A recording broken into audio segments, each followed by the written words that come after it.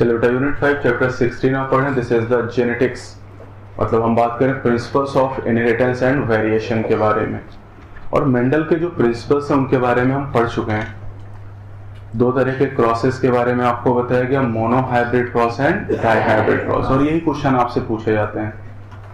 इसी में आपको पॉलीजेनिक इनहेरिटेंस के बारे में आपको बताया गया, जहां पर 3 जीन के इनहेरिटेंस के बारे में भी आपको बताया गया। लेकिन ये 3 जीन की जो इनहेरिटेंस आपको बताई गई सिंगल कैरेक्टर के लिए, इसलिए यहाँ पर 2 द पावर n या 3 to the power n वाला फॉर्मूला यूज नहीं करेंगे।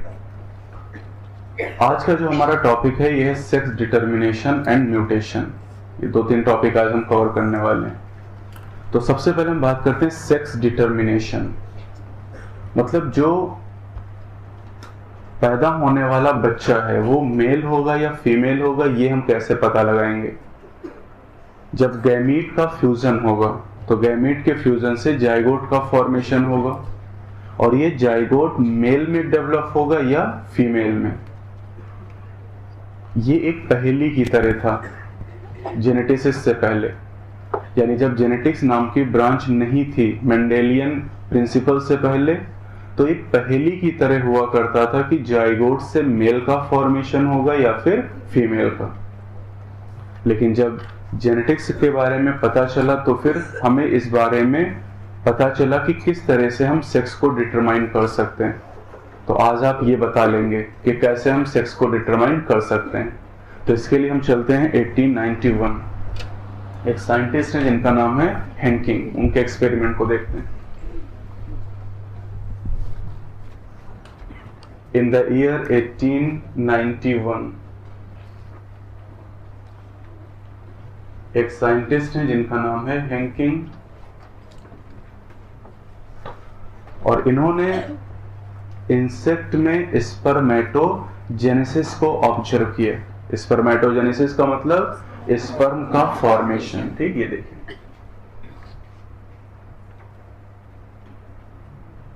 हेंकिंग ने इंसेक्ट में स्पर्मेटोजेनेसिस को देखा।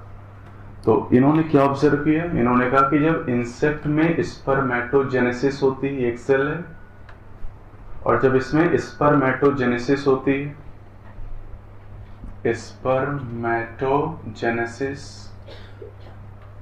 स्पर्मेटोजेनेसिस का मतलब sperm formation. This is actually A part of gametogenesis. आप इसको ऐसे पहले समझिए कि मियोसिस में आपको बताया गया गैमेटोजेनेसिस के बारे में। तो 2 तरह के गैमीट आप सभी लोग जानते हैं, स्पर्म एंड ओवम। गैमीट के फॉर्मेशन को, स्पर्म और ओवम के फॉर्मेशन को एक साथ मिला के कहते हैं गैमेटोजेनेसिस। अब ये 2 तरह का, मेल में गैमेटोजेनेसिस को कहते हैं स्पर्मेटोजेनेसिस क्योंकि स्पर्म बनते हैं, और फीमेल में गैमेटोजेनेसिस को कहते हैं oogenesis, ओवम का फॉर्मेशन। क्लियर? तो ये मेल की बात हो रही है। हेंकिंग ने देखा कि जब इंसेक्ट में स्पर्मेटोजेनेसिस होती है तो 2 तरह के स्पर्म बनते हैं, और स्पर्मेटोजेनेसिस या गैमेटोजेनेसिस होती कैसी है, मियोसिस से। इन्होंने देखा कि 2 तरह के स्पर्म का फॉर्मेशन हो रहा है।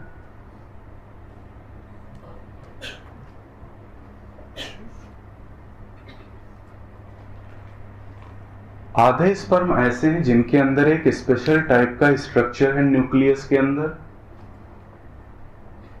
और आधे स्पर्म ऐसे हैं जिनके अंदर ये स्ट्रक्चर नहीं है। और ये जो स्ट्रक्चर है इसके बारे में उन्हें नहीं पता था। तो जिसके बारे में हमें नहीं पता होता तो हम कहते नहीं XYZ कुछ भी मान लीजिए, तो उन्होंने कहा this is X body, this structure is named as X body. तो अब आप इसको ऐसे भी कह सकते हैं कि हेंकिंग ने स्पर्मेटोजेनेसिस के दौरान 2 तरह के स्पर्म देखे। 50% स्पर्म ऐसे हैं जिनमें एक्स बॉडी प्रेजेंट है, और 50% स्पर्म ऐसे हैं जिनमें एक्स बॉडी एब्सेंट है, नहीं है। तो मैं लिखता हूं यहां पर 50% स्पर्म्स ऐसे हैं जिनमें एक्स बॉडी है, और ये 50% स्पर्म ऐसे हैं जिनमें एक्स बॉडी नहीं है। ये बात हैंकिंग ने ऑब्जर्व की, लेकिन एक्स बॉडी का रोल क्या है इसके बारे में हैंकिंग नहीं बता पाए। एक्स बॉडी को उन्होंने डिस्कवर तो किया, लेकिन ये इसका सिग्निफिकेंस नहीं बता पाए कि एक्चुअली है क्या। तब दूसरे साइंटिस्ट ने इसी एक्सपेरिमेंट को रिपीट किया और ये पता लगाया कि हैंकिंग ने जिसे एक्स बॉडी कहा है ये एक्चुअली एक क्रोमोसोम है। हैंकिंग ने जिसे एक्स बॉडी कहा ये एक्चुअली एक क्रोमोसोम है, और चूंकि इसे एक्स बॉडी कहा गया था इसलिए इसका नाम पड़ा एक्स क्रोमोसोम। तो this x body is actually the x chromosome. This is x chromosome, ये दूसरे साइंटिस्ट ने पता लगाया। तो हैंकिंग ने जिसे एक्स बॉडी कहा था वो एक्चुअली एक्स क्रोमोसोम है। तो अब आप ऐसे कह सकते हो कि इंसेक्ट में स्पर्मेटोजेनेसिस के दौरान दो तरह के स्पर्म बनते हैं। 50% में एक्स क्रोमोसोम होता है और 50% में एक्स क्रोमोसोम नहीं होता है। ठीक, अभी यहां पर हम अपनी बात छोड़ दे रहे हैं। अभी अब चलते हैं बेसिक कॉन्सेप्ट। अभी इसको हम लिंक करेंगे सेक्स डिटर्मिनेशन से इस टॉपिक को। अभी पहले बेसिक बातें जानते हैं। जो बात मैं बताने जा रहा हूं वो प्लांट और एनिमल हर तरह के ऑर्गेनिज्म पर एप्लीकेबल है जिसमें सेक्सुअल रिप्रोडक्शन होता हो। तो अपनी बात कर ले तो वही कहानी सबके ऊपर लागू होगी, चाहे वो इंसेक्ट हो, चाहे वो बर्ड हो, चाहे प्लांट हो, चाहे कोई दूसरा एनिमल हो। तो बात यह है कि अगर हम अपनी बात करते हैं तो हम हैं डिप्लॉयड ऑर्गेनिज्म, और हमारे लिए ट्वेन कितना है 46। इसे आप कहते हैं डिप्लॉयड नंबर ऑफ क्रोमोसोम। अब आप मुझे ये बताइए कि जो 44 क्रोमोसोम है 46 क्रोमोसोम मेल में या फीमेल में? दोनों में। अभी 46 क्रोमोसोम कितनी तरह के हैं? दो तरह के। इन 46 में से 44 क्रोमोसोम ऐसे हैं, इन 46 में से 44 क्रोमोसोम ऐसे हैं जो हम सब में एक जैसे, मेल और फीमेल में एक जैसे, कोई भी डिफरेंस नहीं है। These are named as autosomes. तो 46 में से 44 क्रोमोसोम्स मेल और फीमेल में सिमिलर हैं, these are named as autosome. Autosomes, और ऑटोसोम को रिप्रेजेंट करते हैं डबल ए से। डबल ए का मतलब ये हुआ 22 पेयर, क्योंकि हम लोगों में हर क्रोमोसोम एक पेयर के फॉर्म में, क्या कहते हैं, बाइवैलेंट या होमोलॉगस पेयर। तो इसे डबल ए से रिप्रेजेंट करते हैं, ए फॉर द ऑटोसोम, और ये चूंकि पेयर के फॉर्म में है तो डबल ए। अब कितने बचे? 2। अब जो 2 क्रोमोसोम बाकी बचे, these are named as heterosome. 44 chromosome male और फीमेल में एक जैसे, दीज आर ऑटोसोम, और जो डिफरेंट है वो हेटेरोसोम। Hetero means different. तो 2 क्रोमोसोम जो बाकी बचे, दीज आर नेम्ड एज हेटेरोसोम्स, या फिर इन्हें कहते हैं सेक्स क्रोमोसोम्स। सेक्स क्रोमोसोम्स और एलोसोम्स।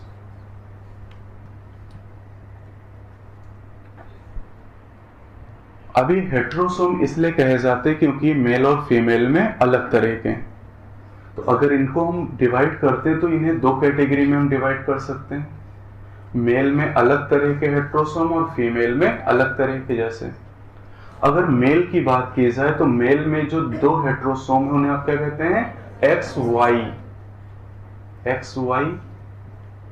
और फीमेल में जो हेटेरोसोम है दीज आर XX, और हैं कितने? 2। देख लीजिए, फीमेल में भी 2 हैं और मेल में भी 2, मतलब 1 पेयर मेल में और 1 पेयर फीमेल में। अच्छा, तो मैं क्या कह सकता हूं? मैं ये कह सकता हूं कि मेल के केस में मेल के केस में टोटल कितने क्रोमोसोम? 46। 46 का मतलब क्या? 44 ऑटोसोम, ऐसे लिखूंगा मैं, ठीक है, प्लस XY। इतनी बात क्लियर है ना? 44 ऑटोसोम प्लस XY टोटल कितने हो गए? 46। और अगर मैं फीमेल की बात करता हूं तो ये है 46। अब बोलिए क्या लिखूं? 44AA plus XX। टोटल कितने हो गए? 46। तो खुद ही आप देख सकते हैं कि भाई ऑटोसोम में कोई डिफरेंस नहीं है मेल और फीमेल में। डिफरेंस कहां पर? केवल सेक्स क्रोमोसोम में। इसलिए इन दोनों क्रोमोसोम को हेट्रोसोम कहते हैं, क्योंकि ये मेल और फीमेल में अलग है। तो ये तो हो गई बेसिक बात, ये सबसे बेसिक बात है। अब ये बेसिक अगर आपको पता है तो सेक्स डिटर्मिनेशन आसान है फिर आपके लिए। चीजें कठिन क्यों लगती, मैं रीजन बताता हूं उसका। चीजें कठिन इसलिए क्योंकि आप बस बेसिक बातों को ध्यान नहीं देते हैं।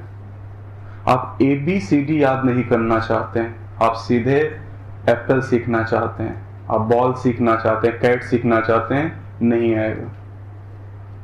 अगर ABCD आपको नहीं आती तो CAT कैट, DOG डॉग आप नहीं सीख सकते, ये आपको जानना होगा।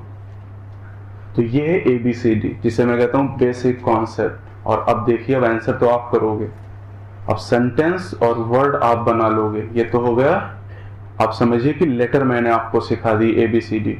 अब वर्ड और सेंटेंस देखिए कि कैसे कॉन्सेप्ट को हम अप्लाई करेंगे। तो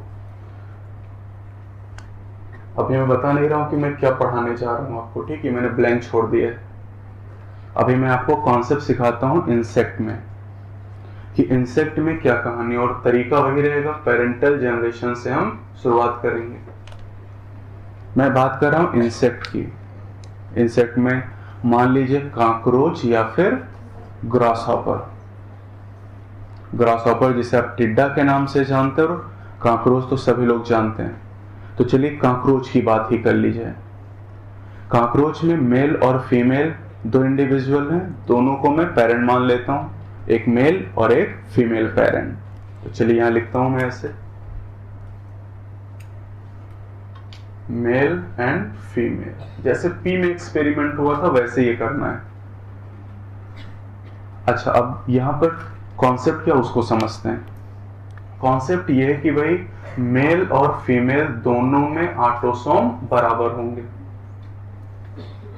ये मैंने आपको भी सिखा दिया है कि मेल और फीमेल, अब कोई भी हो, चाहे प्लांट हो, एनिमल हो, ह्यूमन हो, इंसेक्ट हो, सभी के मेल और फीमेल में ऑटोसोम बराबर, एकदम सेम, कोई डिफरेंस नहीं।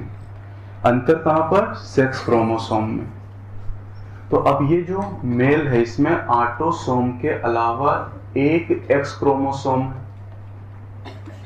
ठीक है, और यहां पर ऑटोसोम के अलावा दो x chromosome, autosome plus XX और यहां पर ऑटोसोम प्लस X। अच्छा, अब आप बताइए, अगर मैं ऑटोसोम की वैल्यू यहां पर 10 ले लूं, फॉर एग्जांपल, ह्यूमन के लिए ऑटोसोम की वैल्यू कितनी है? 44। मैं कह रहा हूं यहां पे मैंने ऑटोसोम, चलिए 44 ही ले लीजिए, वैसे होगा नहीं 44, लेकिन मान लेते हैं 44 अगर हो, तो अगर ये ऑटोसोम की वैल्यू 44 हो यहां पर, तो इस मेल में कितने क्रोमोसोम? 44 ऑटोसोम प्लस X, कितने? 45, और यहाँ 46। मतलब अगर ऑटोसोम 10 है तो इस मेल में टोटल क्रोमोसोम 11 और इस फीमेल में 12। तो क्या मेल और फीमेल में काकरोच में क्रोमोसोम का नंबर बराबर होगा? नहीं। काकरोच की फीमेल में एक क्रोमोसोम मेल से ज्यादा होगा हमेशा। ठीक, अब आगे बढ़ते हैं। अब ये मेल है तो ये स्पर्म बनाएगा और फीमेल ओवम। स्पर्म बनाने को स्पर्मेटोजेनेसिस, ओवम बनाने को oogenesis। क्लियर? चलिए दिखाता हूं मैं आपको।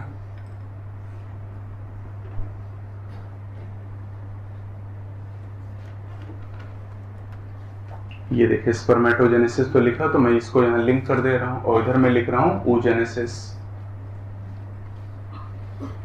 अच्छा, अब आप मुझे ये बताइए कि मेल में सेक्स क्रोमोसोम कितने हैं? 8। भाई ऑटोसोम के अलावा एक एक्स है, और ऑटोसोम के अलावा जो होता है वो क्या होता है? Sex chromosome.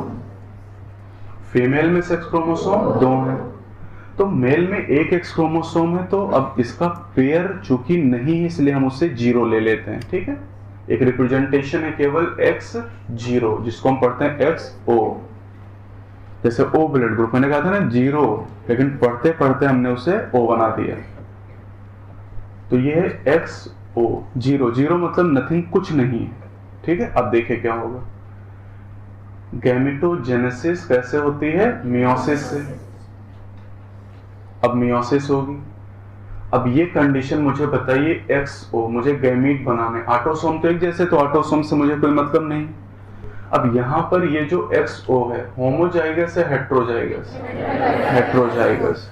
तो स्पर्म कितनी तरह के? 2 तरह के। 2 तरह के स्पर्म का फॉर्मेशन होगा।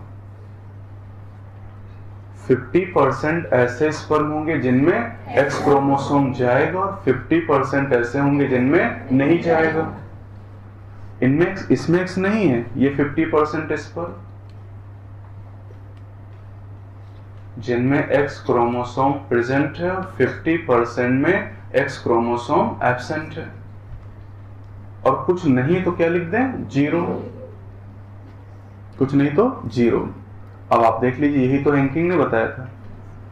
हैंकिंग ने यही तो कहा था कि इंसेक्ट में स्पर्मेटोजेनेसिस जब होगी तो 50% में X क्रोमोसोम होगा और 50% में नहीं होगा। वही तो मैंने भी लिखा है कि इंसेक्ट में स्पर्मेटोजेनेसिस, मेल में स्पर्मेटोजेनेसिस होगी, 50% में X क्रोमोसोम और 50% में नहीं है। अब बताइए फीमेल कितनी तरह के एग बनाएगी? एक। क्यों?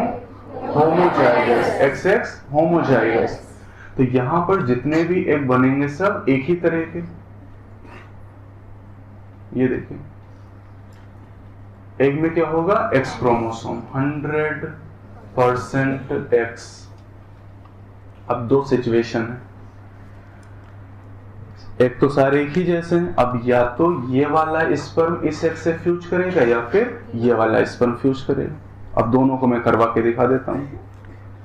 अगर ये स्पर्म एग के साथ फ्यूज करे तो बताइए क्या बनेगा? X। ये X लिया और ये X लिया, ये बन गया, क्या बना? जाइगोट। ये गैमीट है ना, गैमीट के फ्यूजन से क्या बनता है? जाइगोट, और जाइगोट से ऑर्गेनिज्म। ध्यान दीजिए, अगर ये वाला स्पर्म X से फ्यूज करे तो XO बनेगा, क्या? जाइगोट। और इस जाइगोट का सेक्स डिटर्मिनेशन करना है, ये जाइगोट मेल में विकसित होगा या फीमेल। तो क्या आप बता सकते हैं? ये वाला जाइगोट इसमें फीमेल में, और ये मेल में। ये आपने बताया, आपने सेक्स डिटर्मिनेशन कर लिया है, यही आपको सीखना था। तो आपने कैसे पहचाना? क्या देखा आपने? आपने सेक्स क्रोमोसोम को देख के बताया। आपने देखा कि एक X क्रोमोसोम है तो क्या होता है? मेल, और 2 X होते हैं तो फीमेल। आपने क्रोमोसोम को देख के बताया। This is named as chromosomal mechanism of sex determination. This is chromosomal mechanism. और इससे पहले आपने पढ़ा chromosomal theory of inheritance. This is chromosomal theory of sex determination. ये बात आप ध्यान दीजिए, तो आपको ये मैकेनिज्म याद नहीं करनी होगी। आप ध्यान दीजिए कि आप कैसे पहचान रहे हैं। मैंने तो आपसे नहीं कहा कि ये मेल या फीमेल है, या आपने बताया मुझे कि मेल है, तो आपने क्या देखा? आपने क्रोमोसोम को देखा और कहा कि एक X क्रोमोसोम है तो मेल और 2 है तो female. This is sex, this is chromosomal mechanism of sex determination. Chromosomal mechanism, chromosome से आप पहचान रहे हैं। अच्छा, अब ये जो तरीका आपने सीखा, अब इसका नाम मैं लिख देता हूं। इसका नाम है XO टाइप। XO टाइप, या फिर इसे कहते हैं XXXO टाइप। XX का मतलब फीमेल, और XO का मतलब मेल। तो दिस इज XO टाइप या XXXO टाइप सेल्फ डिटर्मिनेशन।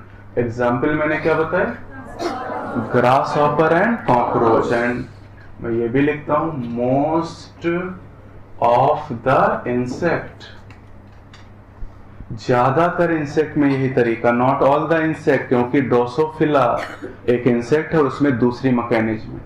तो ज्यादातर इंसेक्ट में पूछा जाए एक्सो करेंगे आप आंसर, क्लियर। या फिर आपसे कहा जाए ग्रास हॉपर टिड्डा, यही आंसर करेंगे आप। या फिर आपसे कहा जाए कॉकरोच, यही आंसर करेंगे।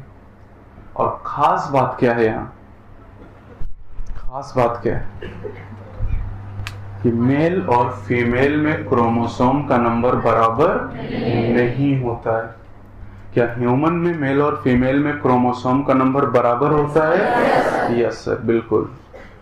लेकिन XO मैकेनिज्म कहीं भी होगी तो क्रोमोसोम का नंबर बराबर नहीं होगा। Number of chromosome in females is equal to number of chromosome in males plus 1। तो एग्जाम में क्वेश्चन ऐसे पूछे जाते, बायोनेट में मिलेंगे आपको क्वेश्चन कि एक इंसेक्ट है जिसमें XO डिटर्मिनेशन सिस्टम पाया जाता है और उस इंसेक्ट की फीमेल में 80 क्रोमोसोम है, तो मेल में कितने होंगे? 79, ये आप बता ले रहे हैं। एक इंसेक्ट में XO सिस्टम पाया जाता है, मेल में 19 क्रोमोसोम है, तो फीमेल में 20। ये आप कर ले रहे हैं, तो इससे कठिन क्वेश्चन नहीं आएगा सेक्स डिटर्मिनेशन।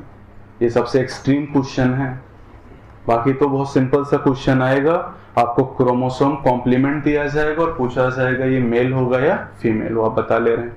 अब देखिए अपनी कहानी, अभी मैं नाम नहीं बता रहा हूँ, ठीक है, अभी मैं जगह छोड़ दे रहा हूँ यहाँ पर कि क्या है, बस मैं अपना तरीका सीखूंगा, ठीक है। तो ह्यूमन की बात करते हैं, पेरेंट्स से शुरुआत करते हैं। अब यहाँ भी वही कंडीशन, ये सब आपके पास लिखा हुआ है, बना हुआ है, ठीक, या समझेंगे केवल। अब फिर से वही काम मुझे करना है कि यहाँ पर मुझे क्या लिखना है, मेल एंड फीमेल, ये फादर और ये मदर। अब आप सभी लोग जान ही चुके हैं कि फादर और मदर, फादर में क्या है 44 ऑटोसोम प्लस, बोलिए XY, और मदर में 44 ऑटोसोम प्लस XX। तो दोनों में क्रोमोसोम का नंबर कितना है? 46। ये बात क्लियर है?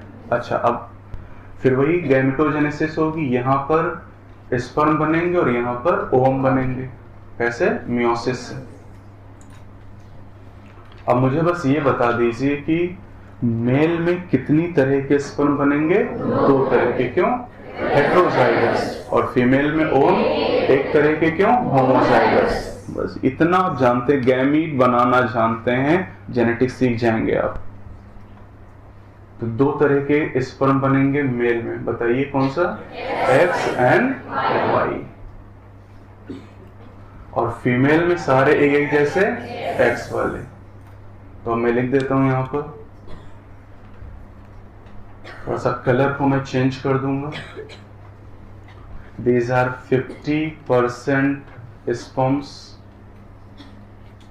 50% स्पर्म में X क्रोमोसोम होगा, 50% स्पर्म में Y क्रोमोसोम होगा और 100% एग में X क्रोमोसोम होगा।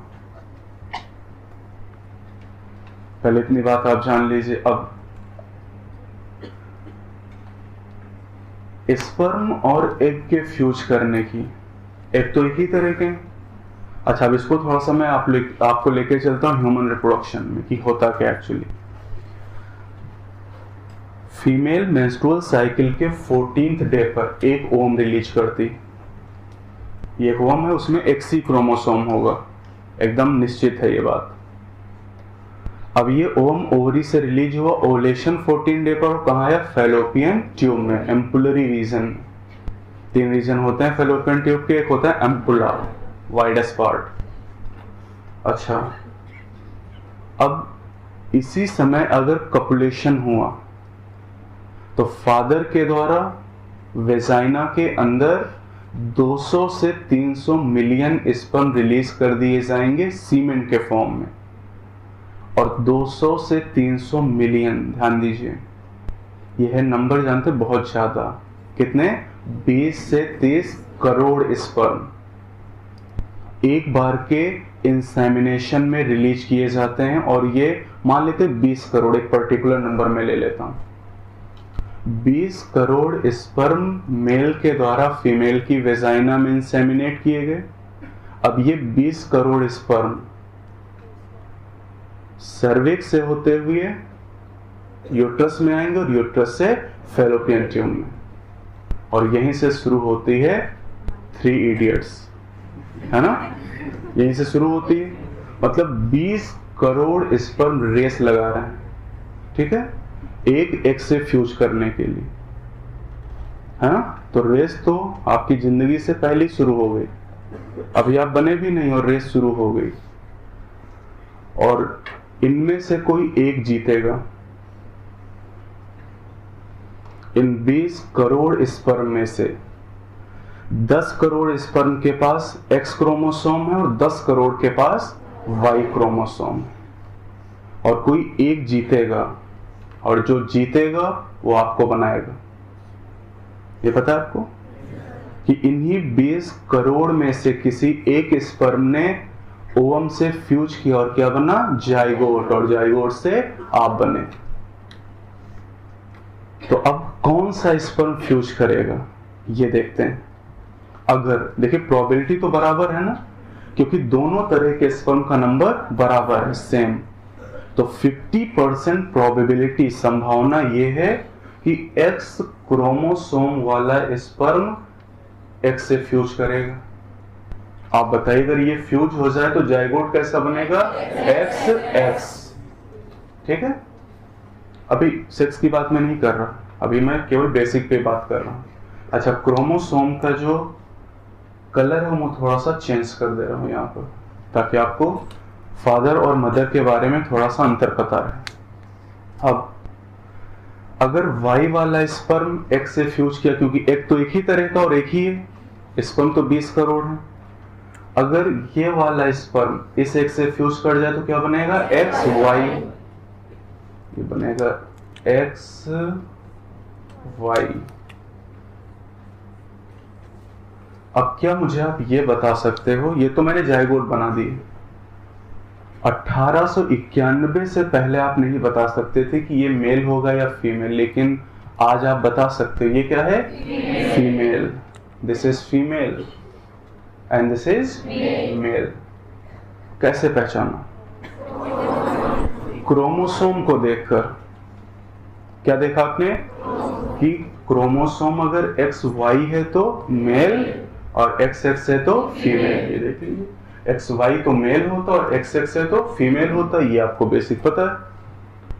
तो आपने क्रोमोसोम को देख के सेक्स को डिटरमाइन किया। This is chromosomal mechanism of sex determination. और आप बताइए, एक प्रेगनेंसी में किसी भी मदर के लड़का या लड़की होने की संभावना कितनी? 50-50 ना? या तो 50% संभावना है कि लड़की होगी या 50% संभावना है लड़का होगा, यानी 1:1 का रेशियो। और इसीलिए दुनिया में मेल और फीमेल की पॉपुलेशन का रेशियो 1:1। इंडिया में थोड़ा सा रेशियो कम है फीमेल का। 1000 मेल के कंपैरिजन में फीमेल है 942। पहले 927 था 2001 सेंसस में, अब बढ़ा है थोड़ा सा रेशियो। लोग जागरूक हुए और ये रेशियो कम क्यों है? ड्यू टू फीमेल फिटिसाइड, कन्या भ्रूण हत्या।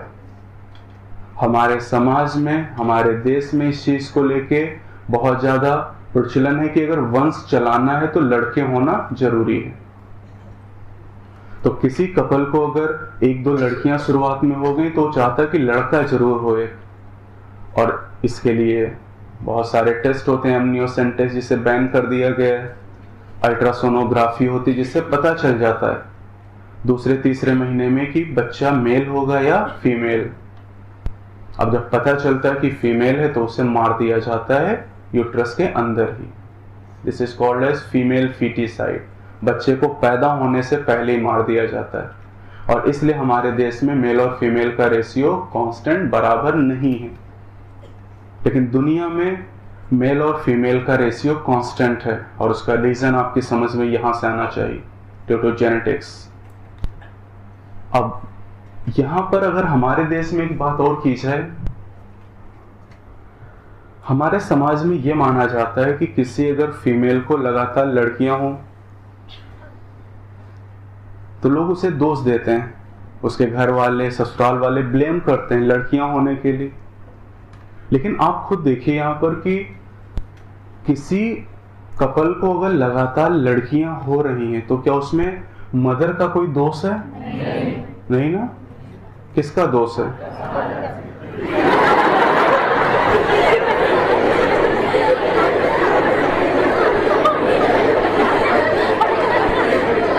नहीं, ये भी फादर की क्या गलती है इसमें?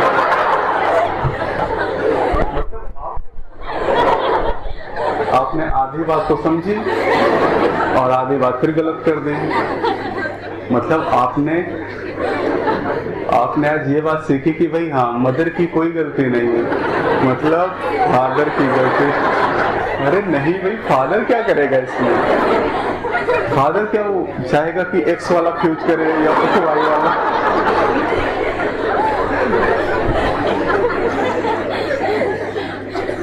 तो मतलब ये कि किसी की कोई गलती नहीं ना।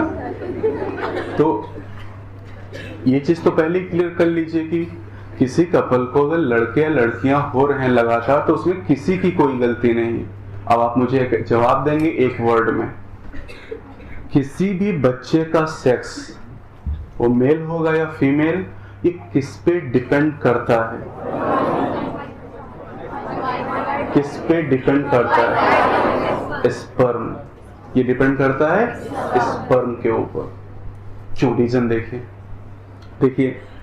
आप ये भी जानते होंगे कि माँ कोई अंतर नहीं करती। ये हमारे समाज में ये बात पता है सभी को कि माँ कोई डिफरेंस नहीं करती अपने बच्चों में। उसके लिए सारे बच्चे एक जैसे। यहां से भी ये बात प्रूफ होती कि आप देखिए, चाहे लड़का हो या लड़की, ये माँ है, इसके पास ब्लैक कलर से मैंने एक्स क्रोमोसोम दिखाया है, तो माँ ये अपना एक्स क्रोमोसोम लड़के को देती है लड़की को? दोनों को दे रही। इसका बच्चा कोई भी हो, देखे लड़का है तब भी एक्स क्रोमोसोम मदर से है और लड़की है तब भी एक्स क्रोमोसोम मदर से है। लेकिन फादर अंतर करता है नहीं। फादर देखिए क्या करता है कि अगर लड़की है तो उसे क्या देता है? एक्स क्रोमोसोम, और अगर लड़का है तो उसे वाई क्रोमोसोम। चूंकि फादर दो तरह के गैमीट बनाता है, इसलिए जो बच्चा मेल है या फीमेल ये डिपेंड करता है कि स्पर्म के अंदर क्या है। क्योंकि ओवम में तो एक्स है, तो एक्स तो दोनों के अंदर आएगा, बच्चा चाहे फीमेल हो या फिर मेल हो। ये देखिए, मदर से तो दोनों में एक्स गए। अब अगर स्पर्म से एक्स गया तो फीमेल और स्पर्म से वाई गया तो मेल। तो ये बात आपको समझनी पड़ेगी कि the sex of a child is determined by the chromosomal complement of the sperm। Sperm के क्रोमोसोमल कॉम्प्लीमेंट पर निर्भर करता है। अगर एक्स क्रोमोसोम वाला स्पर्म एग से फ्यूज करेगा तो गर्ल लड़की बनेगी, और अगर वाई स्पर्म वाला वाई क्रोमोसोम वाला स्पर्म एग से फ्यूज करेगा तो लड़का पैदा होगा। तो यानी ये बात एकदम क्लियर है यहाँ पर कि बच्चे का जो सेक्स है वो कौन डिटरमाइन कर रहा है? स्पर्म। और इसमें किसी की कोई गलती नहीं है। ये बात आप बहुत अच्छी तरीके से यहां से समझ सकते हैं। अच्छा, अब दो तरह के क्वेश्चन आते हैं। क्वेश्चन ये पूछा जाता है ऐसे कि एक कपल है और उसको पहले से 3 लड़कियां हैं और चौथी प्रेगनेंसी, उसको लड़का होने की संभावना कितनी? 50%। लड़की होने की संभावना 50%। मतलब ऐसे क्वेश्चन पूछे जाएंगे कंफ्यूज करने के लिए।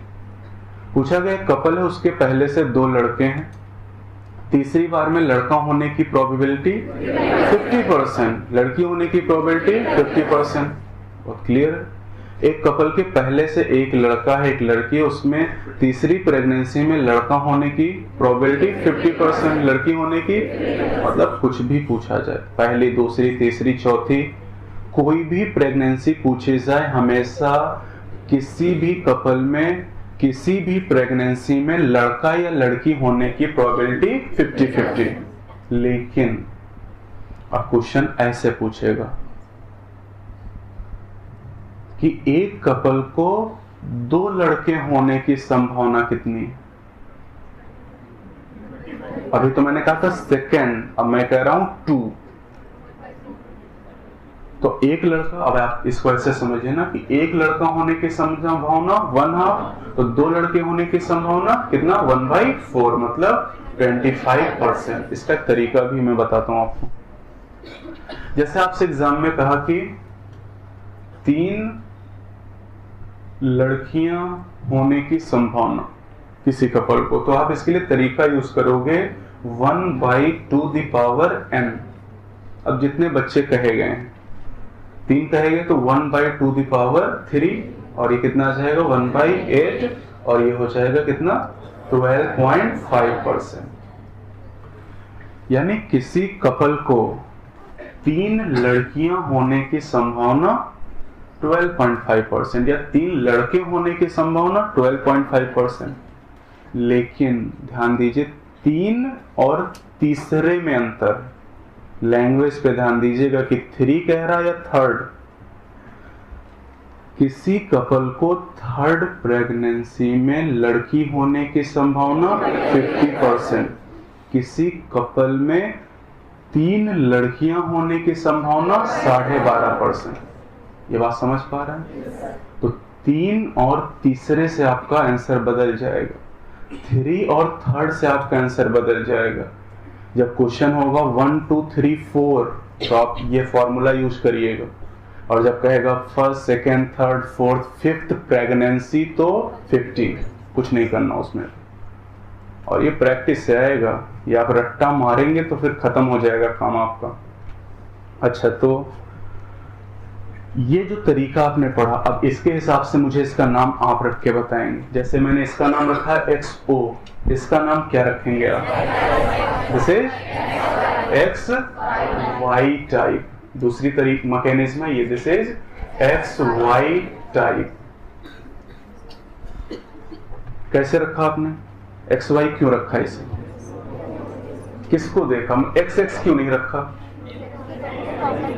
क्या देखा आपने? नाम किसके आधार पे? मेल नहीं, जो हेट्रोजाइगस हो उसके आधार पे। तो हेट्रोजाइगस कौन है? मेल। इसलिए आपने इसके आधार पे नाम रखा। या फिर क्या नाम रखोगे? XY type. अब एग्जाम्पल देख लीजिए। एग्जाम्पल है ह्यूमन। हम लोगों में तरीका, ह्यूमन के अलावा ये तरीका है प्लांट जिसका नाम है मिलेंड्रियम।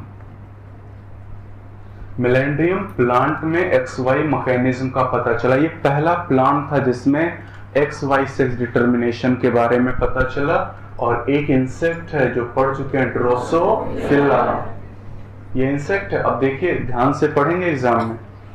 जब कहेगा मोस्ट ऑफ इंसेक्ट में तो XO, जब कहेंगे ड्रोसोफिला में तो XY।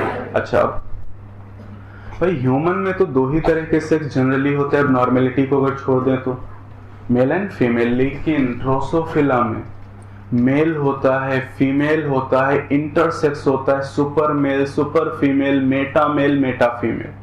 मतलब बहुत सारे वेरिएशन है इस ड्रोसोफिला के अंदर। तो आप केवल इस तरीके से मेल और फीमेल बता सकते हैं। Intersex, super male, super female बताने के लिए यहां पर एक थ्योरी है जिसका नाम है genic balance theory. Genic balance theory. और ये थ्योरी आपको दी है केल्विन ब्रिज ने, साइंटिस्ट का नाम है केल्विन ब्रिज, और ये थ्योरी बेस्ड है X/A रेशियो। X मतलब सेक्स क्रोमोसोम और A मतलब मैंने क्या बताया, ऑटोसोम। तो X सेक्स क्रोमोसोम और ऑटोसोम का जो रेशियो है, इसके आधार पे केल्विन ब्रिज ने समझाया कि ड्रोसोफिला मेल होगा, फीमेल होगा, इंटरसेक्स होगा, सुपर मेल होगा या सुपर फीमेल। तो ये थ्योरी अब आपके सिलेबस में डिटेल में नहीं है, मैं टेबल आपको बना के दे रहा हूं जहां पर X/A रेशियो दिए गए हैं। अगर याद हो सके तो याद कर लीजिएगा, वरना इतना ध्यान रखिएगा फिर जो मैंने आपसे कहा है कि ड्रोसोफिला में सेक्स को डिटरमाइन करने के लिए जेनिक बैलेंस थ्योरी यूज करते हैं जो ब्रिज के द्वारा दी गई, और ये X/A रेशियो पर आधारित है, बस खत्म। अब आइए तीसरा तरीका। 5 मैकेनिज्म आपको पढ़नी है, 2 आपने पढ़ ली, तीसरी देखिए। आपकी मैं नाम नहीं बता रहा, फिर से एक बार। ये जो तरीका है ये पाया जाता है बर्ड में, तो तरीका यही रहेगा। मैं शुरुआत कहां से करूंगा, पेरेंट्स से। ध्यान दीजिए, यहाँ पे रहिए, उसमें कुछ नहीं मिलेगा बुक में, सब यहाँ पे, क्योंकि जो मैं समझा रहा हूं ना ये 4 पेज में लिखा हुआ है। तो अगर आप इस बात को समझ लेंगे तो ये सब रट्टा नहीं मारना पड़ेगा। ये सब आप आंसर कर रहे हैं, मैं नहीं कर रहा, ये मैं बेसिक आपको बता रहा हूं केवल। तो चलिए देखते हैं क्या होगा यहाँ पर। यहाँ पर मैं पहले लिखता हूं मेल और फिर फीमेल, ध्यान दीजिएगा। अब पहली बात वही कि ऑटोसोम, हमेशा किसी भी जाति में मेल और फीमेल में ऑटोसोम बराबर, नंबर भी बराबर और स्ट्रक्चर भी एक जैसा, कोई डिफरेंस नहीं। अब आते हैं सेक्स क्रोमोसोम।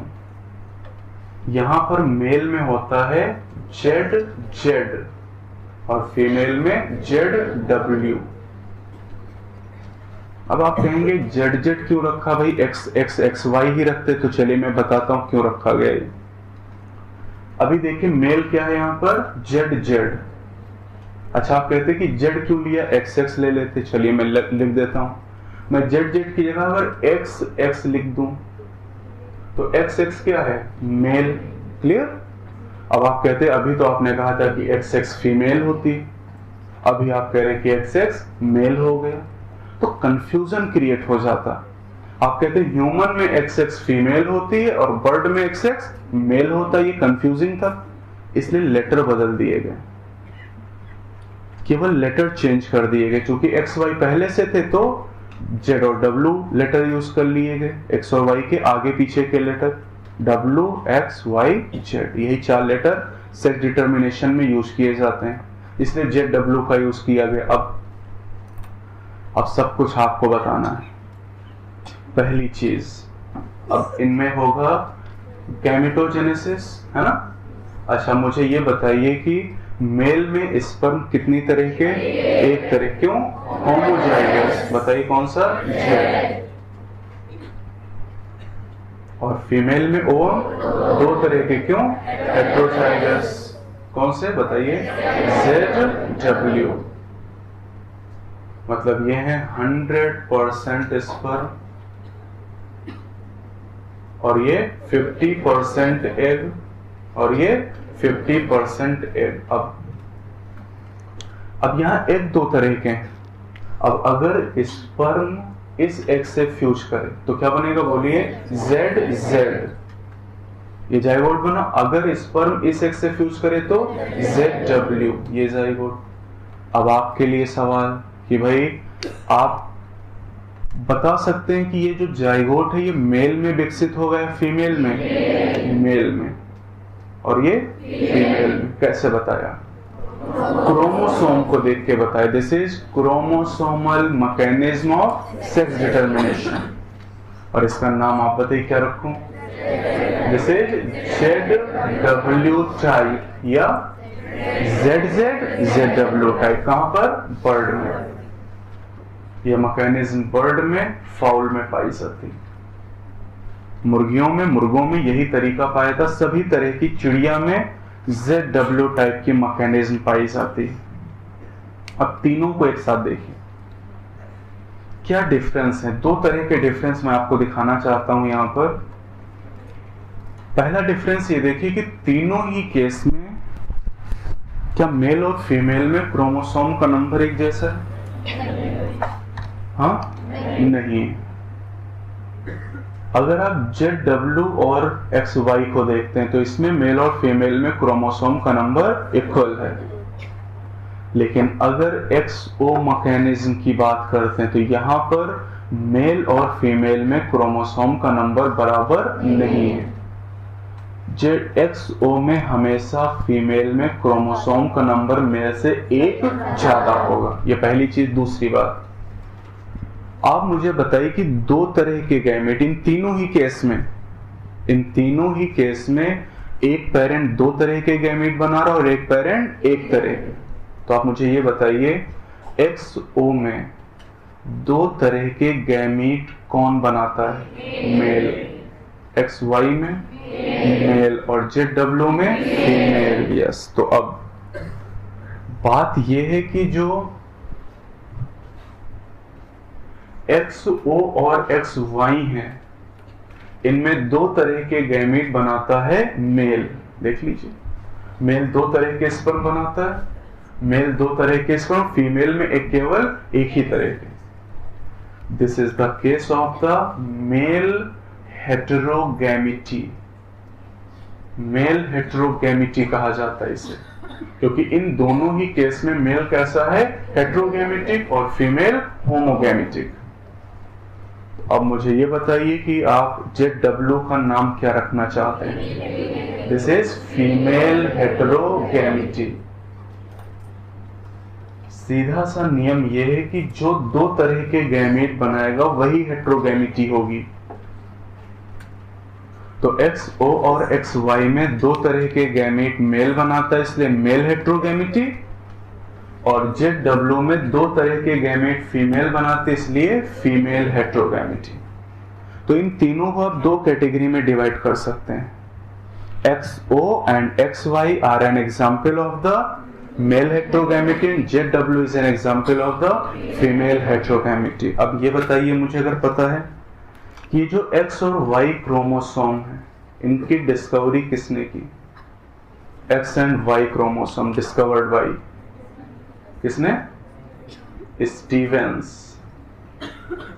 लिखा है आपके पास, अभी मिलेगा।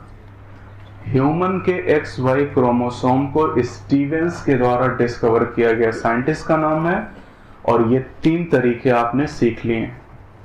अभी दो तरीके और मैं आपको सिखाऊंगा, haplodiploidy and environmental sex determination.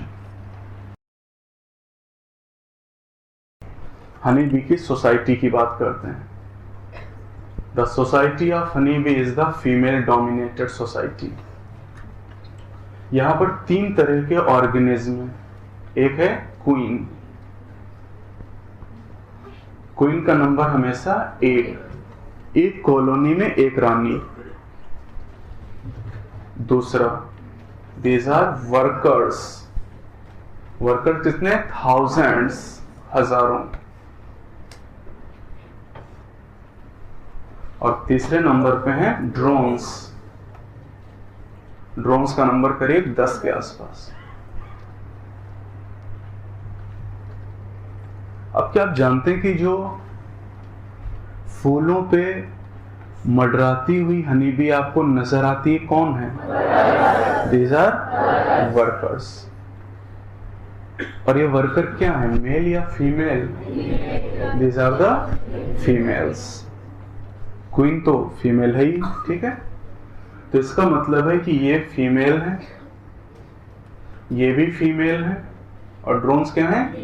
Mails. अच्छा, ठीक है। अब ये दोनों फीमेल हैं, तो इनमें अंतर क्या है? क्वीन क्या है? दिस इज फर्टाइल, ये बच्चे पैदा कर सकती है, और जो वर्कर है दिस आर स्टेराइल, और जो ड्रोन्स है ये ड्रोन इज फर्टाइल। अच्छा, अब अगर मैं आपसे ये पूछूं कि क्वीन में क्रोमोसोम का नंबर कितना है, बता सकते हैं? 32। वर्कर में 32 और ड्रोन्स में 16। तो मैं एक साथ लिख दूं, इन दोनों में क्रोमोसोम का नंबर है 32। 2n इज इक्वल टू 32 मतलब डिप्लॉयड, और ये जो ड्रोन्स हैं दीज आर हैप्लॉयड n। अब यहां से n कैलकुलेट कर लेंगे ना, n इक्वल टू 32/2 कितना जाएगा 16 हैप्लॉयड। इतना आपको आना चाहिए, तभी आप सेक्स डिटर्मिनेशन को समझ पाएंगे। और ये आपको बताया नहीं गया, सीधे सेक्स डिटर्मिनेशन पढ़ाया गया, इसलिए आपको आधी बातें समझ में नहीं आ पाती।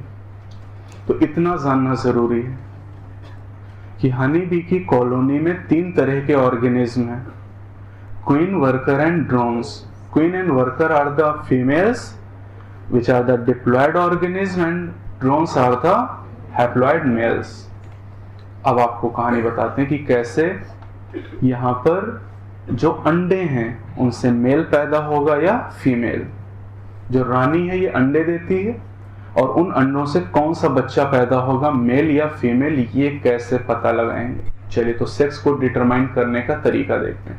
कॉन्सेप्ट वही की शुरुआत कहां से, पेरेंट्स। तो चलिए यहां पर लेते हैं एक मेल और एक फीमेल। ये देखिए, this is male and this is female. अब मुझे ये बताइए कि मैं यहां पर क्या लिखूं। मेल में क्रोमोसोम कितने, 16 मतलब n। फीमेल में 32 मतलब 2n। अब क्या करना है, क्या करना है, गैमीट फॉर्मेशन। यहां पर गैमीट का फॉर्मेशन करना है। तो चलिए गैमीट का फॉर्मेशन करते हैं। और गैमीट कैसे बनते हैं, मेल में गैमीट कैसे बनेंगे, माइटोसिस या मियोसिस, माइटोसिस से, हाँ माइटोसिस से या मियोसिस से। क्यों, मैंने तो मियोसिस पढ़ा है। हैप्लॉयड में मियोसिस नहीं हो सकती, मजबूरी है हमारी यहाँ, क्योंकि अगर इसमें मियोसिस हो जाएगी तो क्रोमोसोम का नंबर n/2, जो कि होता ही नहीं कभी। क्रोमोसोम का number n, 2n, 3n, 4n, 6n कुछ भी हो सकता, लेकिन n/2 नहीं हो सकता कहीं भी। तो हैप्लॉयड में कभी भी मियोसिस नहीं हो सकती। तो यहां पर खास बात है कि जो ड्रोन्स हैं हनी बी के, वो गैमीट कैसे बनाएंगे, माइटोसिस से। तो चलिए मुझे बताइए जरा कि जो गैमीट बनने वाले हैं, मेल है तो स्पर्म बनने वाले हैं, तो स्पर्म में कितने क्रोमोसोम, कितने, 16। क्यों, क्योंकि माइटोसिस से क्रोमोसोम का नंबर चेंज नहीं होता है। तो 16 क्रोमोसोम है और ये क्या बन गए, स्पर्म। अब ये है फीमेल, क्वीन है ये, और इसमें स्पर्म कैसे बनेंगे, सॉरी ओवम कैसे बनेंगे, मियोसिस से। क्यों, क्योंकि ये डिप्लॉयड है। और अगर 32 क्रोमोसोम है इस सेल में, मियोसिस होगी तो कितने, 16, हाफ हो जाएगा नंबर। ये क्या बन गए, एग। तो आप देख लीजिए स्पर्म और एग में क्रोमोसोम कितने, 16। तो पहली खास बात क्या पता चली, अभी तक जो तीनों केस आपने पढ़े, XX, XO and XX and, अभी जो 3 केस आपने पढ़े XO, XY, ZW, तीनों ही केसेस में गैमीट कैसे बने, मियोसिस। यहां थोड़ी सी कहानी बदल गई। मेल यहां पर स्पर्म बनाता है माइटोसिस और फीमेल मियोसिस से। अब देखिए अब क्या होगा, फ्यूजन। ये देखिए, ये स्पर्म और ये एग, ये दोनों फ्यूज हो गए, क्या कहेंगे, फर्टिलाइजेशन। फर्टिलाइजेशन, आप बताइए मुझे, जब फर्टिलाइजेशन होगा यहाँ पर तो जो जाइगोट होगा उसमें कितने क्रोमोसोम, 32। 16 स्पर्म से और 16 एग से। अरे अपनी बात करिए ना, कि हमारे फादर से 23 क्रोमोसोम है और मदर से 23 है, हम लोगों में 46 हो गए ना। तो 16 कितने हो गए, 32। और ये क्या है, दिस इज फीमेल, ये बनी फीमेल। क्या क्वीन या वर्कर?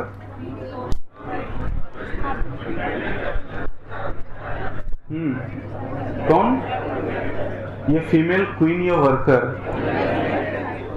कुछ भी हो सकती है, ये डिपेंड करता है रॉयल जेली क्या खिलाया जाता है। मतलब जब जाइगोट बनता है तो चाहे क्वीन हो या वर्कर सब एक जैसे, लेकिन जितनी भी फीमेल पैदा होंगी हजारों एक छत्ते के अंदर, उनमें से किसी एक फीमेल को रॉयल जेली खिलाई जाएगी। रॉयल जेली जानते हैं? रॉयल जेली में क्या होता है कि जो वर्कर्स होती हैं, जो फ्लावर से नेक्टर है मकरंद वो लेके आती और अपना सलाइवा मिलाती लार, और वो एक फीमेल को खिलाती हैं, और जिसको रॉयल जेली मिलती है वो क्वीन रानी बनती है। अच्छा, दूसरी बात कि शहद कैसे बनता है? जो वर्कर है आपने देखा फूलों पे मंडराती रहती हैं, और फूलों पे मंडराती किस लिए? नेक्टर के लिए, मकरंद। नेक्टर को ये क्या करती है? अपने बक्कल कैविटी में भर लेती है, ठीक है, या आप कहिए कि अपने जो एलिमेंट्री कैनाल उसमें भर लेती हैं और छत्ते में वापस आके उल्टी करती हैं। उल्टी किया और क्या बन गया? शहद। और आप कहते हैं बड़ा टेस्टी है।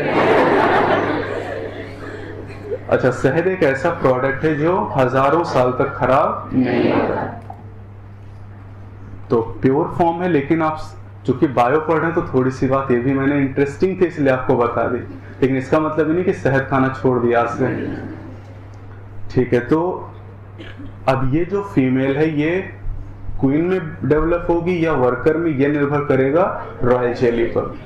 किसी एक को रॉयल जेली मिलेगी खाने के लिए, वो क्वीन में डेवलप होगी, और जिसको नहीं मिलेगी वो सब वर्कर में। ये तो फीमेल बन गई। अब ड्रोन बनाना है। अब देखिए क्या होगा।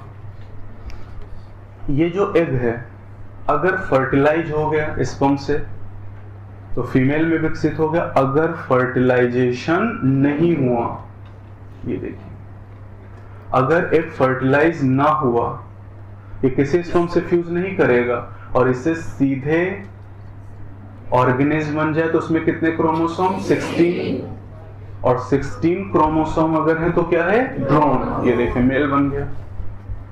ये देखिए मेल का फॉर्मेशन हुआ।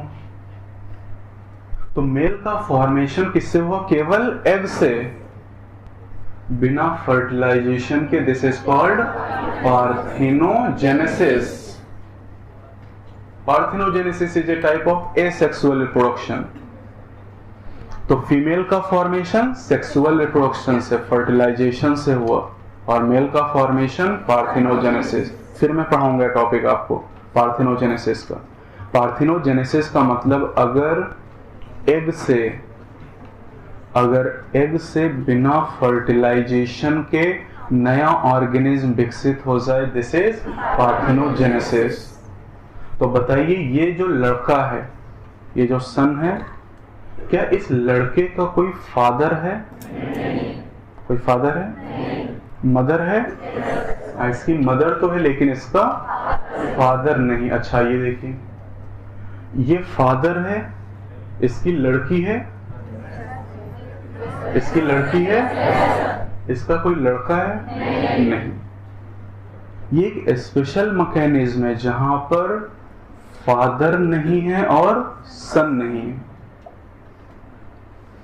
यहां सन नहीं है, फादर नहीं है। हाँ, यहां पे जो सन है उसकी केवल मदर है, क्योंकि अगर इसका फादर भी आ जाएगा तो इसमें 32 क्रोमोसोम होंगे और ये फीमेल में डेवलप होगा। तो फीमेल से बिना फर्टिलाइजेशन के लड़के का फॉर्मेशन होता है। तो यहां पर सन का कोई फादर नहीं और फादर का कोई सन नहीं, जबकि जो डॉटर है इस डॉटर का ये फादर है और ये मदर है, लेकिन सन का केवल मदर है, इसका कोई फादर नहीं।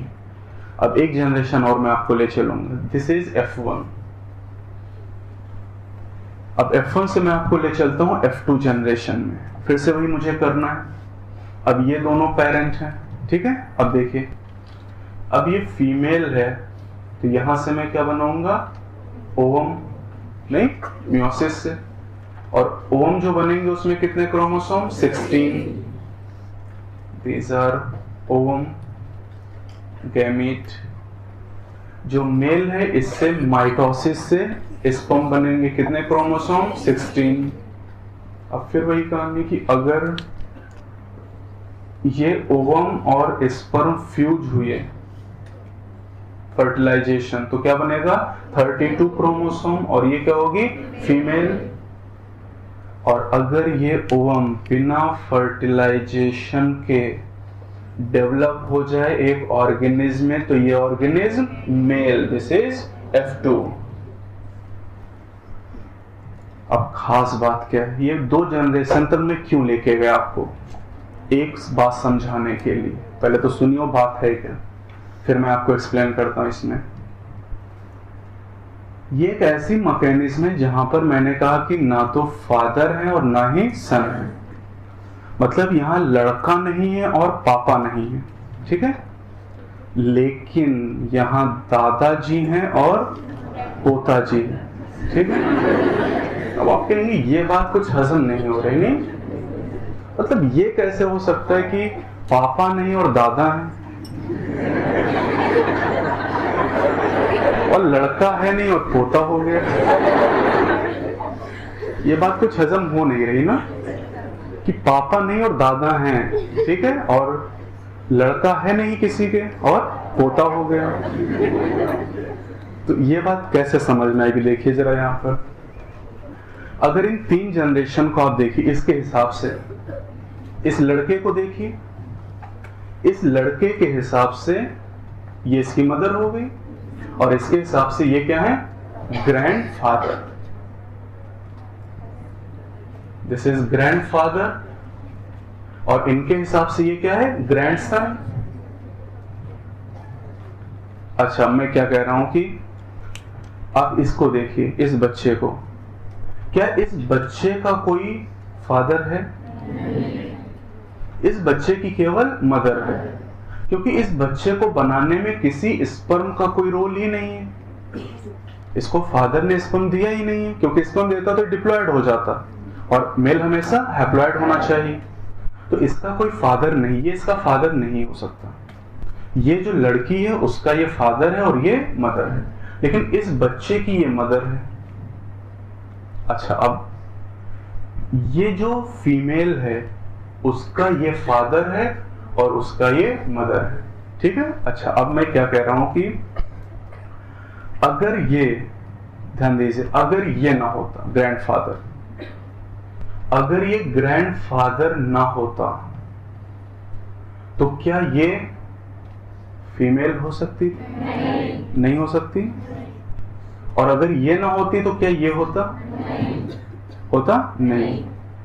इससे ये बात साबित होती है कि ग्रैंडसन होने के लिए ग्रैंडफादर का होना जरूरी है। अच्छा, ये ना होता, मान लीजिए नहीं है, तो क्या ये होता, ये ना हो तो क्या ये है, बिल्कुल, मतलब फादर अगर नहीं है तो सन है, लेकिन ग्रैंडफादर नहीं है तो ग्रैंडसन नहीं हो सकता। ये बात बिल्कुल प्रूव्ड है यहां से। तो this is a special type of the sex determination in which there is neither father nor sons, ना तो यहां पर फादर है और ना ही सन है, लेकिन ग्रैंडफादर भी हैं और ग्रैंडसन भी हैं। This is a special type of the sex determination mechanism named as haplodiploid type of sex determination. यहां पर सेक्स को आप कैसे डिटरमाइन कर रहे हैं, मेल और फीमेल कैसे बता पा रहे हैं, हैप्लॉयड और डिप्लॉयड देख के। ध्यान दीजिए, मैंने ये बनाया फर्टिलाइजेशन से, आपने क्या देखा, ये क्या है, डिप्लॉयड, तो आपने कहा ये फीमेल। आपने इसे देखा, क्या है, हैप्लॉयड, क्या कहा, मेल, तो आप क्या देख रहे हो, हैप्लॉयड और डिप्लॉयड कंडीशन, और इससे आप बता पा रहे हो कि ये मेल है female, this is haplodiploid type of the sex determination. NCERT में इसे ऐड कर दिया गया। अब एक तरीका और मैंने ऐड किया अलग से, वो पढ़ लीजिए, ठीक है, समझिए पहले। ये जो तरीका, इसमें क्रोमोसोम से फर्क नहीं पड़ेगा। This is named as environmental mechanism of sex determination. समझिए, एक ऑर्गेनिज्म है जिसका नाम है बोनीलिया, एक एनिमल का नाम है बोनीलिया। बोनीलिया नाम के ऑर्गेनिज्म में, एनिमल में जो लार्वा है, जैसे ह्यूमन में एम्ब्रियो होता है मदर के अंदर, वैसे इनमें लार्वा होते हैं। जैसे फ्रॉग का लार्वा टैडपोल, वैसे बोनीलिया का एक लार्वा है। अब ये लार्वा मेल में विकसित होगा या फीमेल में, ये डिपेंड करेगा मदर के ऊपर। इनमें जो फीमेल है, फीमेल की बॉडी का एक हिस्सा होता है जिसे कहते हैं प्रोबोसिस। प्रोबोसिस, जैसे हम लोगों में माउथ है वैसे इन लोगों में प्रोबोसिस है, ऐसे समझिए। Proboscis of female. अगर कोई लार्वा फीमेल की प्रोबोसिस के संपर्क में आया तो ये डेवलप हो जाएगा मेल में, और अगर कोई लार्वा फीमेल की प्रोबोसिस के संपर्क में नहीं आया, fail to attach with proboscis, fail to attach, then this will be develop into the female. मतलब यहां पर लार्वा में क्रोमोसोम से कोई फर्क नहीं पड़ता है, मेल या फीमेल हो, क्रोमोसोम एक जैसे बोनीलिया में। अगर कोई लार्वा फीमेल की प्रोबोसिस के संपर्क में आ गया तो मेल में विकसित होगा, और संपर्क में नहीं आया तो फीमेल में। और ऐसा हुआ क्यों? Due to certain chemical release by the proboscis of female. Female की प्रोबोसिस से कुछ केमिकल निकलते हैं, और उन केमिकल के प्रभाव की वजह से लार्वा मेल में विकसित हो जाता है। और अगर कोई लार्वा फीमेल की प्रोबोसिस के संपर्क में नहीं आएगा, मतलब केमिकल के संपर्क में नहीं आएगा, तो वो फीमेल में डेवलप होगा। This is a special type of the environmental sex determination, जहां पर वातावरण तय करता है। कई सारे ऐसे एनिमल हैं जहां पर टेम्परेचर पर डिपेंड करता है sex. High temperature, low temperature के आधार पर मेल और फीमेल विकसित होते हैं। तो अलग अलग ऑर्गेनिज्म में अलग अलग तरीके, कहीं पर क्रोमोसोम का टाइप, कहीं पर क्रोमोसोम का नंबर, कहीं पर एनवायरनमेंट सेक्स को डिटरमाइन करता है। तो बोनीलिया में सीधी सी बात है, जो लार्वा प्रोबोसिस के संपर्क में आएंगे मेल में विकसित होंगे, और अगर प्रोबोसिस के संपर्क में नहीं आए तो फीमेल में। म्यूटेशन, हिंदी में अगर आपने पढ़ा होगा तो उत्परिवर्तन, अचानक होने वाले परिवर्तन को उत्परिवर्तन कहते हैं, ये आपने याद किया होगा। तो mutation is the sudden change in the DNA. अगर डीएनए में अचानक से कोई परिवर्तन हो जाए तो उसे कहते हैं म्यूटेशन। और ये म्यूटेशन अपने आप होना चाहिए, ध्यान दीजिए, क्योंकि अगर डीएनए में हम कोई चेंज कराएंगे तो वो जेनेटिक इंजीनियरिंग होगा। The deliberate manipulation is genetic engineering and the sudden change bye environment is mutation. तो मैं क्या लिख रहा हूं देखिएगा ध्यान से, बहुत ही आसान लैंग्वेज है। ऑल्टरेशन, ऑल्टरेशन का मतलब change, alteration in DNA sequences. बस हो गया म्यूटेशन, खत्म। करें डीएनए के सीक्वेंस में कोई बदलाव हो जाए। अच्छा, इसी को मैं ऐसे लिखता, deliberate manipulation in DNA sequences genetic engineering. तो ये बातें अब आप समझ सकते हैं आसान तरीके से। जानबूझकर किया गया परिवर्तन, जेनेटिक इंजीनियरिंग और अपने आप होने वाला म्यूटेशन। अच्छा, अब मुझे ये बताइए कि जो डीएनए सीक्वेंस है इसका मतलब क्या है? डीएनए सीक्वेंस का मतलब जीन, ठीक है। जीन किससे बने हैं? डीएनए से। मतलब अगर डीएनए में मैं कोई चेंज कर रहा हूं तो किस में चेंज कर रहा हूं? जीन में। तो क्या जीन में मैं चेंज कर रहा हूं तो इससे जीनोटाइप बदल जाएगा? क्या जीन में चेंज करने से जीनोटाइप चेंज होगा? बिल्कुल। इसका मतलब आप चेंज कहां कर रहे हो? जीनोटाइप में। और क्या जीनोटाइप बदलने से फिनोटाइप चेंज होगा? ये देखिए, फिनोटाइप चेंज हो गया। ये सब आपको बायोटेक में भी मैं बता चुका हूं। मतलब आप सोचिए कि पूरा एक सीक्वेंस हमारे पास बन गया। डीएनए में कोई चेंज किया तो म्यूटेशन है। डीएनए में चेंज किया मतलब मैंने जीन में चेंज कर दिया। जीन में चेंज करने का मतलब जीनोटाइप बदल गया। And phenotype is dependent on genotype. अगर जीनोटाइप चेंज होगा तो फिनोटाइप चेंज हो जाएगा। दिस म्यूटेशन, अब देखिए म्यूटेशन से परिवर्तन हो रहा है, इससे नेचर में वेरिएशन आती हैं। तो this is a source of variation. ध्यान दीजिए, म्यूटेशन इज ए अल्टीमेट यानी सबसे बढ़िया, अल्टीमेट और मेजर सोर्स ऑफ वेरिएशन। और एक वेरिएशन का रीजन मुझे आप बताइए। सेक्सुअल रिप्रोडक्शन, जहां से चैप्टर शुरू हुआ। सेक्सुअल रिप्रोडक्शन मतलब मियोसिस, मतलब क्रॉसिंग ओवर। क्रॉसिंग ओवर एक कारण है वेरिएशन का, और दूसरा आपने पढ़ा म्यूटेशन। वेरिएशन मतलब परिवर्तन, और आप देखिए डीएनए में परिवर्तन हो रहा है ना, यानी म्यूटेशन वेरिएशन का कारण है। अच्छा, सबसे छोटा म्यूटेशन पॉइंट म्यूटेशन। सबसे छोटा म्यूटेशन पॉइंट म्यूटेशन। किसमें परिवर्तन होगा? Single base pair. Single base pair. अगर सिंगल बेस पेयर म्यूटेशन है तो उसे कहते हैं point mutation. Single base pair. Base pair तो जानते हैं ना भाई, एडेनिन क्या है? बेस। थाइमिन क्या है? बेस। हाइड्रोजन बॉन्डिंग बनी, क्या बन गया? Base pair. तो अगर टी की जगह पर जी आ जाए तो ए की जगह पर सी आ जाएगा। This is point mutation. Single base pair change is called point mutation. और पॉइंट म्यूटेशन का सबसे बढ़िया एग्जाम्पल है सिकल सेल एनीमिया।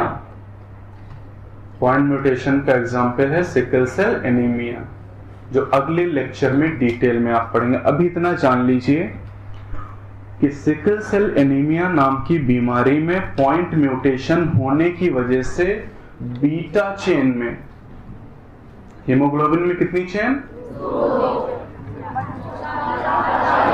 दिमाग काम नहीं कर रहा क्या? हीमोग्लोबिन में कितनी चेन? 4। बीटा कितनी? 2। अल्फा 2। तो बीटा चेन में छठी पोजीशन पर, बीटा चेन में कितनी अमीनो एसिड? 146। और छठे नंबर पर 6th पोजीशन पर क्या होता है? Glutamic acid. ग्लूटामिक एसिड या ग्लूटामेट। और सिकल सेल एनीमिया होने पर छठी पोजीशन पे ग्लूटामेट की जगह पर वेलिन आ जाता है। This is point mutation. And this point mutation is missense. क्योंकि point mutation 3, same sense, missense, nonsense, अगले चैप्टर में। तो यहां सेंस बदल गया ना, ग्लूटामेट की जगह वेलिन आ गया। अमीनो एसिड का सेंस चेंज हो गया, अमीनो एसिड बदल गई। This is missense. अब समझिए, एक तो ये चीज याद करनी। कि पॉइंट म्यूटेशन का example sickle cell anaemia. Point mutation क्या है? Single base pair change. अब फिर से मैं वापस लेके चल रहा हूं आपको उसी पॉइंट पे। मैंने कहा डीएनए में चेंज हुआ, और ये डीएनए क्या बनाता है? जीन, और जीन कहां पर है? क्रोमोसोम पे। और क्रोमोसोम एक्चुअली क्या है? डीएनए ही है। मैंने कितनी बार आपसे कहा कि हमारी हर सेल में 2 मीटर लंबा डीएनए है जो 46 क्रोमोसोम को बनाता है। तो क्रोमोसोम किससे बने हैं? डीएनए से। तो क्या डीएनए में अगर कोई चेंज होगा तो क्रोमोसोम में चेंज आएगा? आएगा? ये बात क्लियर है ना? मतलब एक बिल्डिंग है, अगर उसमें अच्छी क्वालिटी के ईंटें लगाए गए हैं तो बिल्डिंग अच्छी होगी, और अगर उसमें ईंटे में कोई गड़बड़ी है तो क्या बिल्डिंग मजबूत होगी? नहीं। मतलब डीएनए इज द ब्रिक, ये ईंटा है, और क्रोमोसोम क्या है? एक बिल्डिंग है। अब अगर ईंटा कमजोर है या ईंटे में कोई टूट फूट हो गई तो मतलब बिल्डिंग को नुकसान होगा। तो अगर डीएनए में कोई चेंज हो रहा है मतलब क्रोमोसोम में चेंज हो रहा है, because chromosomes are made up of DNA, और क्रोमोसोम में जो चेंज होते हैं उन्हें कहते हैं एब्रेशंस। तो अगर डीएनए में कोई चेंज हो रहा है तो इससे क्रोमोसोम में चेंज आएगा, and this is named as chromosomal aberrations. Aberration का मतलब एबनॉर्मेलिटीज, दिक्कत। एंड खास बात आपसे एग्जाम में पूछा जाएगा कि क्रोमोसोमल एबरेशन कहां पाए जाते हैं? Cancer cells. जो कैंसर सेल्स होते हैं इनमें क्रोमोसोमल एबरेशंस प्रेजेंट होते हैं। ये बात हो गई म्यूटेशन की, यहां पर इस चैप्टर में जितना मुझे पढ़ना था। बाकी म्यूटेशन की कहानी अगले चैप्टर में, और फिर इवोल्यूशन में म्यूटेशन थ्योरी में आपको पढ़ाऊंगा। तो जिस चैप्टर में जितना जरूरी उतना ही मैं आपको पढ़ा रहा हूं। अब चलते हैं जेनेटिक डिसऑर्डर नाम का टॉपिक, उसको समझने के लिए। और जेनेटिक डिसऑर्डर को समझने से पहले मैं बात करूंगा, यहां पर एक टॉपिक है छोटा सा मेरे पास, दिस इज पेडिग्री एनालिसिस। पहले तो ये बात कर ली जाए कि इसकी जरूरत क्यों पड़ी पेडिग्री एनालिसिस की। हिंदी में इसे कहते हैं वंशावली अध्ययन। वंशावली अध्ययन, ठीक समझते हैं कि ये है क्या और क्यों करते हैं। पहले एक जरूरत क्या पड़ी, तो कोई बताएगा इसकी जरूरत क्यों पड़ी? मैं ये नहीं पूछ रहा हूं क्या है, मैं ये जानना चाहता हूं कि ह्यूमन जेनेटिक्स की स्टडी के लिए पेडिग्री एनालिसिस की जरूरत क्यों पड़ी। क्योंकि मैंने पी की बात की, मैंने ड्रोसोफिला की बात की, वहां सीधे से क्रॉस कराए गए, कोई पेडिग्री नहीं बनाएगी। यहां पेडिग्री एनालिसिस की जरूरत ह्यूमन के केस में क्यों पड़ी? कोई बताना चाहेगा? हाँ चलिए बताइए बेटा।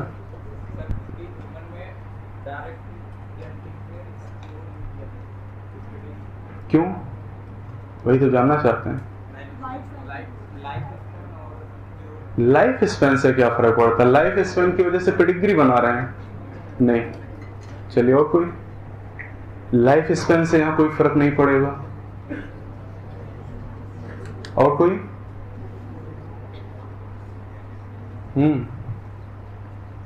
किसी में दम नहीं?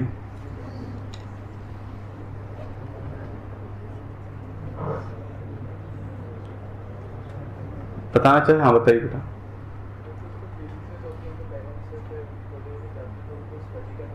नहीं, मैं ये नहीं पूछ रहा पेडिग्री का यूज क्या है, मैं कह रहा पेडिग्री क्यों यूज करते हैं। मतलब ह्यूमन में क्यों पेडिग्री बनाई हमने? ड्रोसोफिला में तो नहीं बनाई, पी प्लांट पे मेंडल ने एक्सपेरिमेंट किया उसमें तो नहीं बनाई हमने। ह्यूमन में क्यों बना रहे हैं? हाँ बताइए बेटा। अब तक हमने जितने भी एक्सपेरिमेंट्स पढ़े उनमें हमने कंट्रोल्ड प्रोसेस करवाया और यहाँ पे ऐसा करना पॉसिबल नहीं। यस, ये आंसर है, very good. Controlled process are not possible in human being. भाई हमने क्या किया, ड्रोसोफिला को पकड़ा, मेल फीमेल को लैब में ले जाके क्रॉस करवा दिया। अब आप इमेजिन कर सकते ह्यूमन में ऐसा?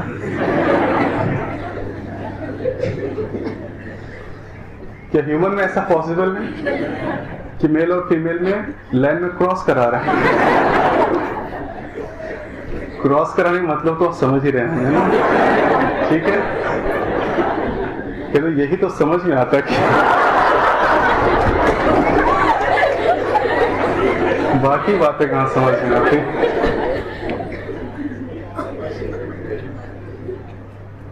तो पेडिग्री की जरूरत इसलिए क्योंकि ह्यूमन में कंट्रोल क्रॉसेस नहीं कराए जा सकते। पहली चीज, जिस तरह के क्रॉसेस मेंडल ने पी प्लांट में कराए अपनी गार्डन में, जिस तरह के एक्सपेरिमेंट मॉर्गन ने फ्रूट फ्लाई में कराए लैब में, इस तरह के क्रॉसेस ह्यूमन के फैमिली में पॉसिबल नहीं है।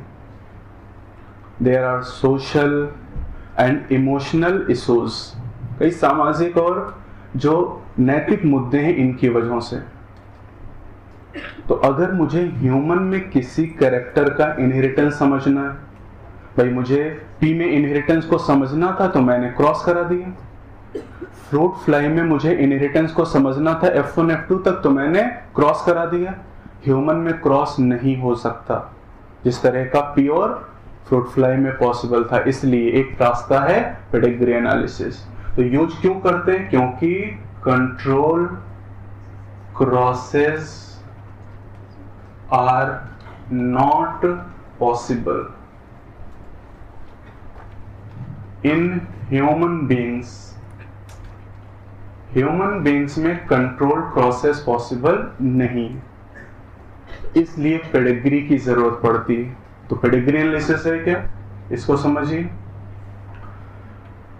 मतलब किसी फैमिली में अगर मैं किसी कैरेक्टर के इनहेरिटेंस को जानना चाहता हूं तो अब मुझे उस फैमिली की हिस्ट्री को समझना पड़ेगा कि उस फैमिली की हिस्ट्री क्या है। मतलब उस फैमिली में जो पेरेंटल जनरेशन थी, फिर उनके बच्चे हुए, फिर उनके बच्चे हुए, कई जनरेशन तक अगर किसी फैमिली में किसी कैरेक्टर का या किसी डिजीज का अध्ययन किया जाता है तो इसे पेडिग्री एनालिसिस कहा जाता है। कई जनरेशन तक किसी फैमिली में किसी भी कैरेक्टर का अध्ययन पेडिग्री एनालिसिस कहलाता है। तो मैं इसको ऐसे लिखता हूं, the study of any trait और कैरेक्टर और abnormality in a family for many generations is called pedigree analysis।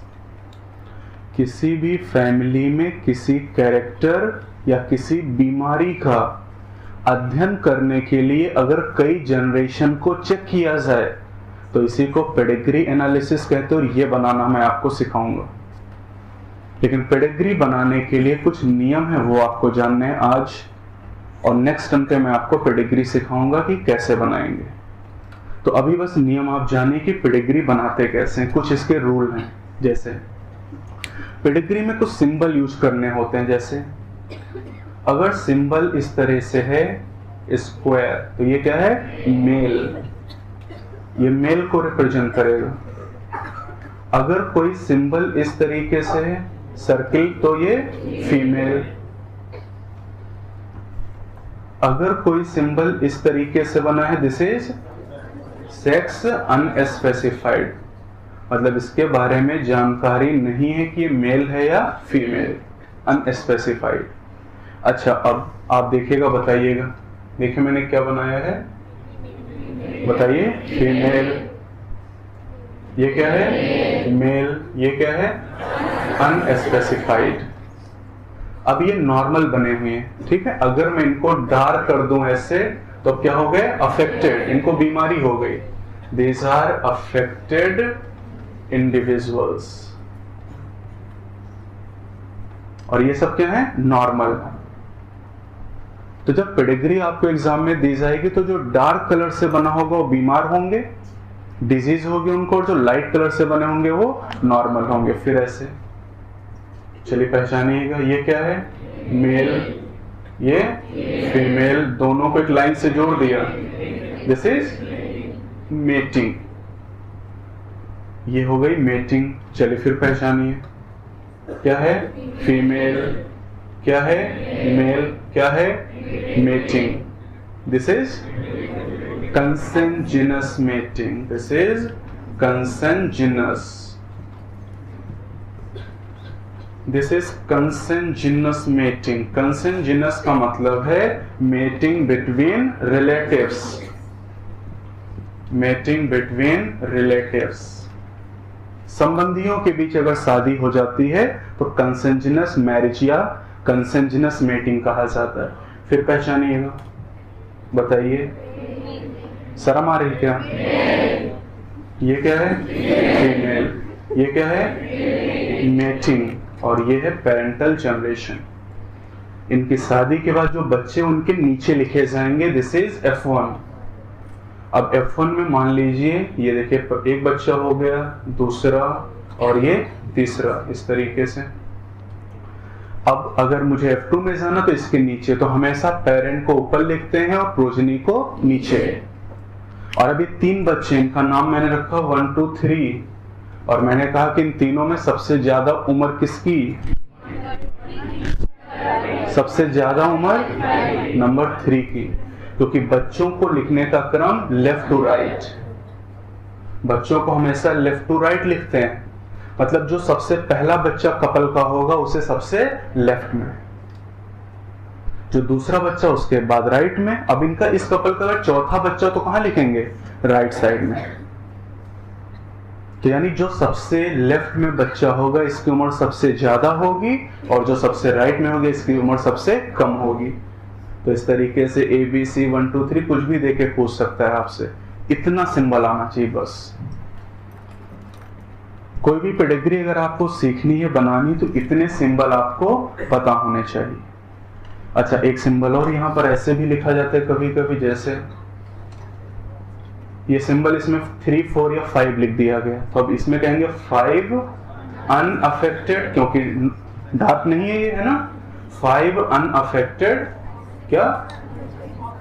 Of spring, क्योंकि अभी पता नहीं कि सन है या डॉटर, तो 5 अनअफेक्टेड ऑफ स्प्रिंग्स। तो इतने सिंबल अगर आपको पता है तो आप पेडिग्री बना सकते हैं। तो यहां मैंने 2 बातें आपको बताई, तो म्यूटेशन के बारे में और दूसरा पेडिग्री के बारे में।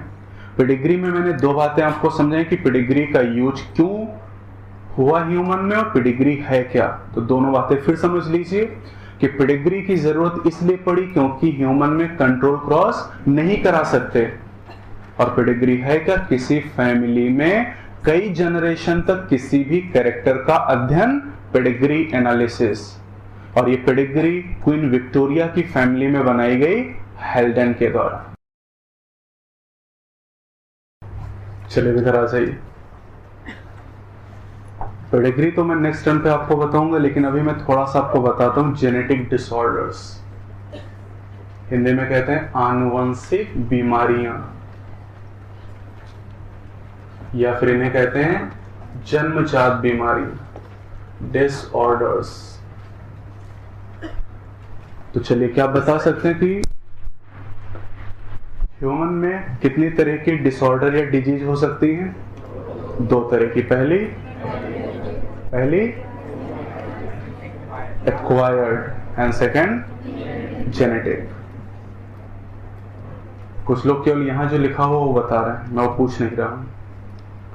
मैं पूछ रहा हूं ह्यूमन में कितनी तरह की बीमारियां हो सकती हैं? 2 तरह की, एक्वायर्ड एंड जेनेटिक। एक्वायर्ड बीमारियां वो हैं जो हम अपने लाइफ टाइम में अपने एनवायरनमेंट से एक्वायर करते हैं, जैसे सर्दी जुकाम, टाइफाइड, मलेरिया, निमोनिया, ये सब बीमारियां एक्वायर्ड हैं। और दूसरी बीमारियां जो पेरेंट्स से बच्चों में आती हैं, दीज आर जेनेटिक डिसऑर्डर्स। तो जेनेटिक डिसऑर्डर, आनुवंशिक बीमारियां वो हैं जो पेरेंट्स से प्रोजनी में ट्रांसफर होती हैं, और ये 2 तरह की। तो पहली चीज तो ये क्लियर कर लीजिए कि जेनेटिक डिसऑर्डर वो बीमारियां हैं जो जन्मजात हैं और कहां से आती हैं? पेरेंट्स से ऑफ स्प्रिंग में। पेरेंट से प्रोजेनी में। अब ये दो तरह की, पहली है Mendelian and second is chromosomal. जो शुरुआत से मैंने आपको बताया वो पढ़ाऊंगा आपको। एक्वायर्ड डिसऑर्डर के लिए पूरा चैप्टर आपके पास है, ह्यूमन हेल्थ एंड डिजीज। उस चैप्टर में मैं एक्वायर्ड डिजीज आपको पढ़ाऊंगा और इस चैप्टर में जेनेटिक डिजीज, और वहां मैं ये क्लासिफिकेशन लिख के दूंगा जो भी मैंने आपको बताया। तो अब ये जेनेटिक डिसऑर्डर दो तरह के, chromosomal disorders and Mendelian disorders. Chromosomal disorders and Mendelian disorder. अब समझिए क्या अंतर है। पहली चीज तो ये क्लियर कर लीजिए कि दोनों ही जेनेटिक डिसऑर्डर, मतलब दोनों ही तरह की बीमारियां पेरेंट से बच्चों में आएंगी। अब मेंडेलियन डिसऑर्डर उन्हें कहते हैं जो बीमारियां होती हैं due to single gene mutation. Single gene mutation, एक जीन में अगर कोई म्यूटेशन होने से बीमारी हो रही है तो मेंडेलियन डिसऑर्डर। और क्रोमोसोमल डिसऑर्डर में क्रोमोसोम का नंबर कम या ज्यादा हो जाएगा। कोई बीमारी आप जानते हैं जहां पर क्रोमोसोम का नंबर ज्यादा हो जाए? कौन सा? डाउन सिंड्रोम या क्लाइनफेल्टर सिंड्रोम। कितने क्रोमोसोम? 46 होने चाहिए। और कोई ऐसी बीमारी जहां क्रोमोसोम का नंबर एक कम हो जाए? Turner syndrome. कितने? 45। तो ये क्रोमोसोमल डिसऑर्डर है जो एक लेक्चर के बाद पढ़ेंगे, और नेक्स्ट लेक्चर में मैं मेंडेलियन पढ़ाऊंगा आपको डिटेल में। अभी शॉर्ट में जानिए इन्हें मेंडेलियन डिसऑर्डर क्यों कहा गया, ये जानिए पहले। मेंडेलियन डिसऑर्डर इसलिए कहा गया क्योंकि इनका जो इनहेरिटेंस है वो उसी तरह से है जैसा कि मेंडल ने बताया। इन बीमारियों के पेरेंट से बच्चों में जाने का पैटर्न वही है जो मेंडल ने बताया था, इसलिए मेंडेलियन डिसऑर्डर कहा जाता है। अब मेंडेलियन डिसऑर्डर दो तरह के, ये जो मेंडेलियन डिसऑर्डर है ये दो तरह के हो जाएंगे। ध्यान दीजिए कैसे डिफाइन मैं कर रहा हूं इस बात को। मैं क्या कह रहा हूं कि Mendelian disorder are due to single gene mutation. Gene, ये जीन है कहां? क्रोमोसोम पे। कौन सा क्रोमोसोम? क्रोमोसोम कितनी तरह के? दो, ऑटोसोम या हेटेरोसोम या सेक्स क्रोमोसोम। तो ये जो सिंगल जीन म्यूटेशन हो रहा है ये जीन कहां पे है? ऑटोसोम पे या सेक्स क्रोमोसोम पे? कहां पे है? किसी पे हो सकता है। क्लियर? ये किसी पे हो सकता है।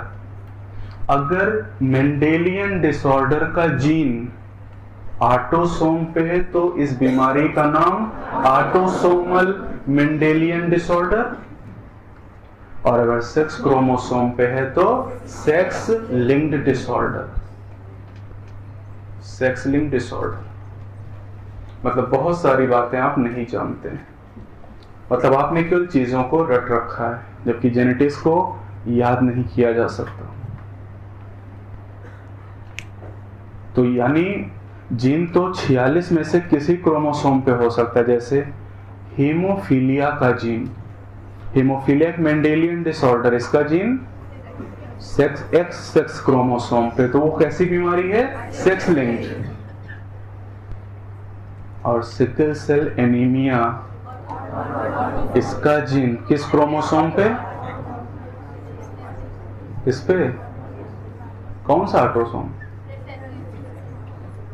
कौन सा ऑटोसोम? कितने ऑटोसोम? 22 पेयर। किस नंबर पे? 11 पे। मतलब अगर किसी भी बीमारी का जीन क्रोमोसोम नंबर 1 से क्रोमोसोम नंबर 22 तक होगा तो ऑटोसोमल, और अगर 23वें पेयर पे 23वां पेयर क्या है, सेक्स क्रोमोसोम, तो सेक्स क्रोमोसोमल या सेक्स लिंक्ड डिसऑर्डर। अब भाई सेक्स लिंक्ड डिसऑर्डर दो तरह के नहीं, अगर क्योंकि सेक्स क्रोमोसोम दो तरह का ना, एक्स एंड वाई, तो ये फिर दो तरह का, या तो क्या होगा एक्स सेक्स लिंक्ड या फिर वाई सेक्स लिंक्ड। अब एक्स सेक्स लिंक की अगर मैं बात करता हूं तो एक्स सेक्स लिंक में जैसे बताइए हीमोफीलिया, जैसे कलर ब्लाइंडनेस जैसे, हाँ और कोई, night blindness x sex link, night blindness is vitamin A deficiency, congenital night blindness, सही आंसर है कॉन्जेनाइटल, जन्मजात नाइट ब्लाइंडनेस। तो नाइट ब्लाइंडनेस दो तरह का, एक है विटामिन डेफिशिएंसी और एक है x x link. X x link वाला नाइट ब्लाइंडनेस का नाम है कॉन्जेनाइटल। वाई सेक्स लिंक की बात करें, कोई एग्जांपल बताएंगे?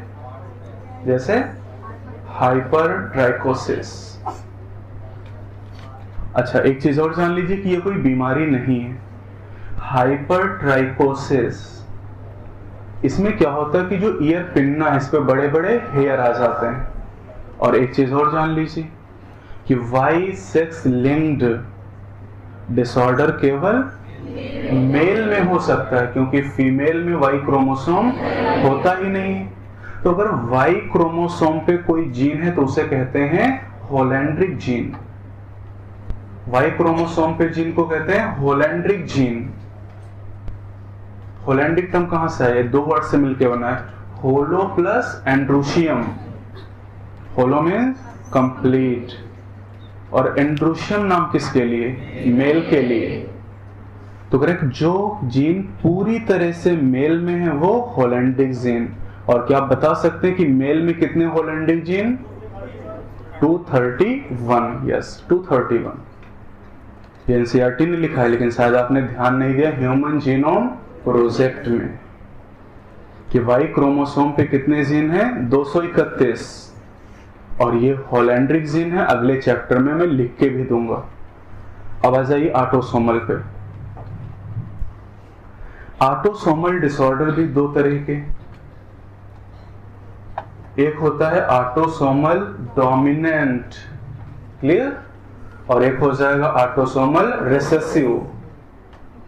Autosomal dominant and autosomal recessive, इसका मतलब क्या है ये आप जानते हैं भाई। अगर ऑटोसोमल डोमिनेंट है तो होमोजाइगस और हेट्रोजाइगस दोनों फॉर्म में एक्सप्रेस करेगा, और रिसेसिव केवल होमोजाइगस फॉर्म में। ये मेंडल ने पहले ही बता दिया था। तो चलिए अब देखते हैं जरा एग्जाम्पल। मतलब चार तरह की डिजीज आपको पढ़नी है, autosomal dominant, autosomal recessive, X X linked and Y sex linked. सबके एग्जाम्पल मैं पहले बता दूं आपको। शुरुआत करता हूं यहां पर। नंबर 1 ऑटोसोमल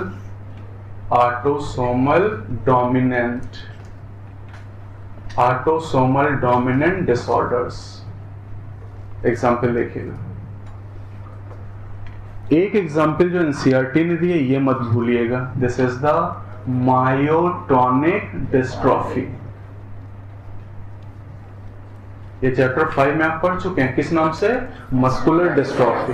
यही याद है ना? मस्कुलर डिस्ट्रॉफी क्या है? लैंग्वेज बोलिए। Progressive degeneration of skeletal muscle mostly due to genetic disorder. Chapter 5 में जाके आज पन्ने पलटिएगा। तो मायोटोनिक डिस्ट्रॉफी कोई नई चीज नहीं है, this is actually muscular dystrophy. ये मत भूलिएगा। बाकी जो मैं बता रहा हूं याद हो जाए तो याद कर लीजिए, याद ना हो तो इसको मत भूलिएगा, ठीक है। और एग्जाम्पल यहां पर है, जैसे पीटीसी टेस्टिंग, जैसे हंटिंगटन्स कोरिया, ये एक नर्वस डिजेनरेशन की डिजीज है जहां पर ओल्ड एज में न्यूरॉन डिजेनरेट हो जाते हैं, और न्यूरॉन के डिजेनरेट होने की वजह से जो सिर है, हाथ और पैर ये कांपने लगते हैं, हिलने लगते हैं। इनवॉलंटरी सैकनेस, अपने आप हाथ पैर हिलते रहते हैं पर्सन के। This is Huntington Korea. And the gene for diabetes mellitus,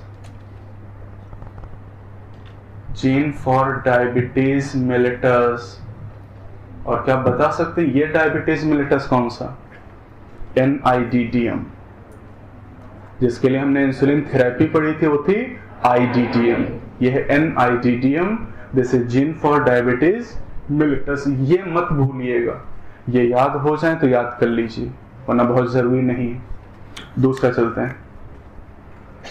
दूसरा है ऑटोसोमल रिसेसिव डिसऑर्डर। आज मैं पेडिग्री नहीं पढ़ा रहा हूं, आज बस एग्जाम्पल याद करवा रहा हूं आपको, ये याद करके आइएगा। ऑटोसोमल रिसेसिव डिसऑर्डर, इसमें मैं आपसे कहूंगा जितने एग्जाम्पल मैं बता रहा हूं सब याद करिएगा। यहां सुनिए एग्जाम्पल है गैलेक्टोसीमिया। इसके अलावा यहां पर एग्जाम्पल है फिनाइल कीटोन्यूरिया, एल्केप्टोन्यूरिया, एल्बिनिज्म। यहां पर है Gaucher disease, Tay Sachs disease, Wilson disease,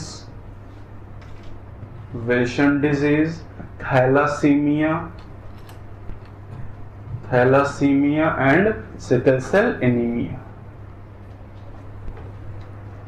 count कर लीजिए, 1 2 3 4 5 6 7 8 9। इनमें से हर बीमारी आपको याद करनी। डिटेल में मैं क्या पढ़ाऊंगा नेक्स्ट टाइम पे वो जान लीजिए।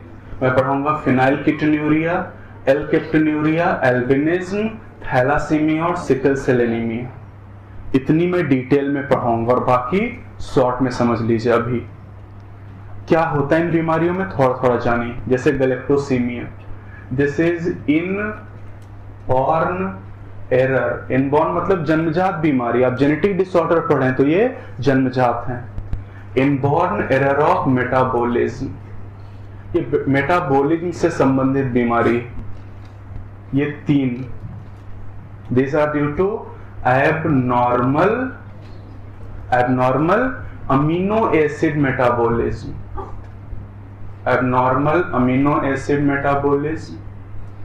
ये जो 2 बीमारियां हैं, these are due to abnormal lipid metabolism.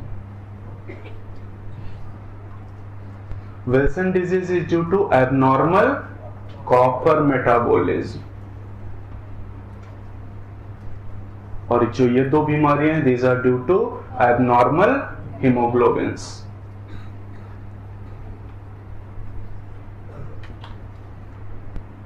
और बाकी एक्स लिंक में हो ही गया, haemophilia, colour blindness, congenital night blindness, और वाई सेक्स लिंक में हाइपरट्राइकोसिस एंड वेक्टोज। तो ये तो मैंने एक ओवरव्यू बताया कि पढ़ना क्या है।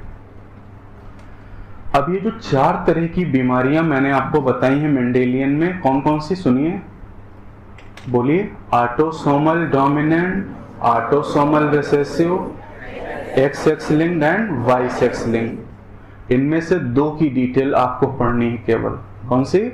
Autosomal recessive and X X linked. बस ऑटोसोमल डोमिनेंट और वाई सेक्स लिंक्ड आपके सिलेबस में नहीं है। तो आपको केवल 2 डिसऑर्डर की पेडिग्री मैं सिखाऊंगा अगले टर्न पे। एक ऑटोसोमल रिसेसिव की पेडिग्री बनाना और दूसरा एक्स सेक्स लिंक की पेडिग्री बनाना। बाकी वाई सेक्स लिंक्ड और ऑटोसोमल डोमिनेंट के बारे में कभी आपसे पूछा नहीं जाएगा। उनके एग्जाम्पल पूछे जाएंगे और जितनी पॉसिबिलिटीज हो सकती हैं, जितने एग्जाम्पल हो सकते हैं एनसीईआरटी और एनसीईआरटी के बाहर, सब आपके सामने। इससे बाहर कोई एग्जाम्पल आपसे पूछा नहीं जाएगा। तो ये तो मैंने एक ओवरव्यू दिया है कि हमें पढ़ना क्या है। हमें दो तरह के डिसऑर्डर नेक्स्ट टर्म पे पढ़ने हैं, autosomal recessive and x sex linked, बस।